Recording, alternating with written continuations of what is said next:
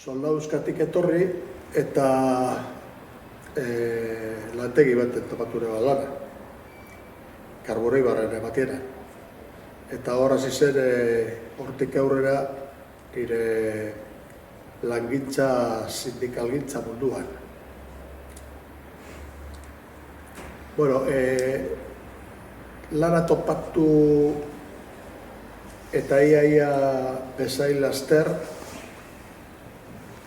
partiduan ere sartu nintzen. Partidua zen lehenko Movimiento Comunista de España, gero Movimiento Comunista de Euskadi, gero EMK, Euskadiko Movimiento Comunista, eta partidu horren eraginaz sindikalditza munduan topera sartu nintzen ematieran.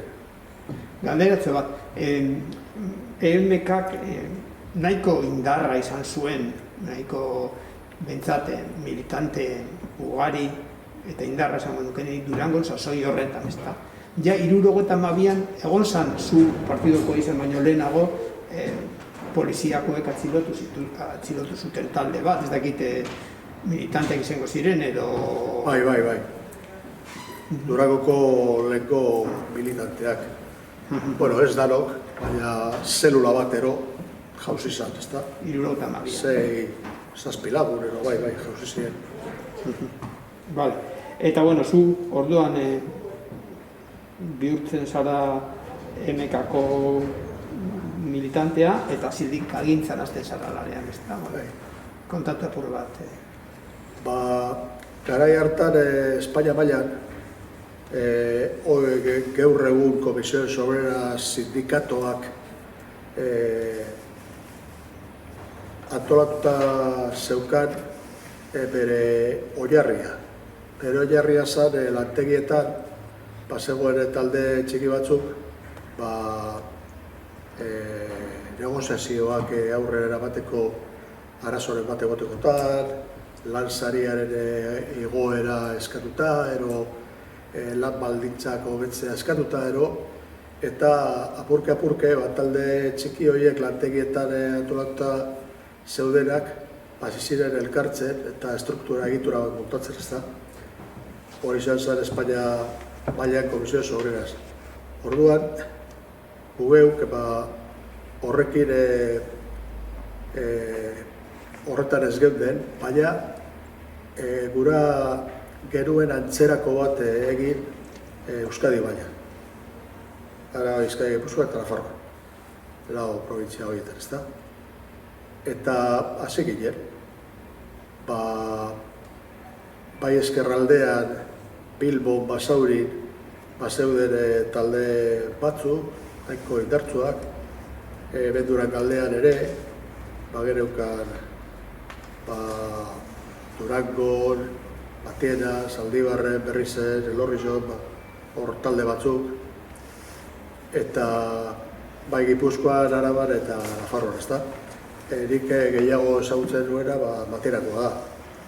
Hor elkartzen ginen lantegi batzuetako partaideak ados jartzeko, ez dakit, greba deialdia zegoelako, kartelak ipintzeko, maiatzaren lehena ospatzeko, en fin.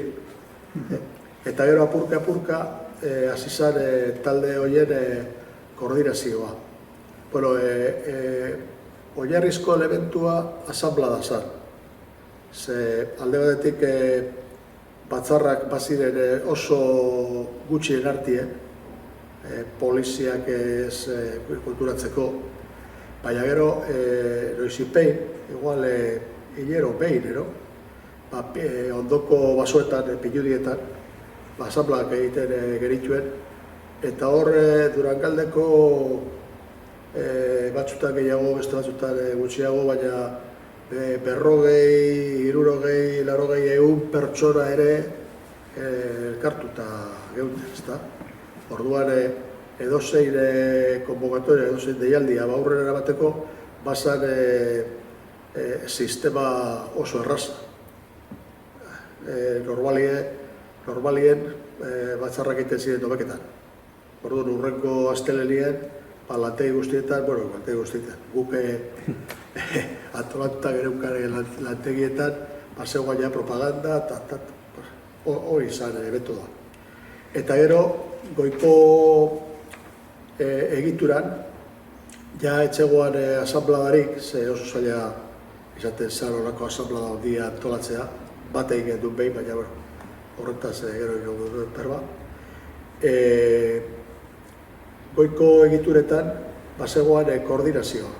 Orduan, Durangaldeko neu, behar bada, Ezkerraldeko beste pertsona bat, Basauriko beste pertsona bat, eta gero Tolosako beste bat, Donostialdeko Errenteriako beste bat, Gasteizeko beste bat, Iruñako Lesakako beste, azkenean 10 lagun, 12 lagun, normalien elkartzen ginen Iruñan. Eta koordinadora horrek hartu ebare izena CECO, Coordinadora de Euskadi de Comisiones Obreras. Claro, etxegoan, Comisiones Obreras, Espainiako Comisiones Obrerasek zeukan estruktura baten barruan, bezik eta aparte, ezta?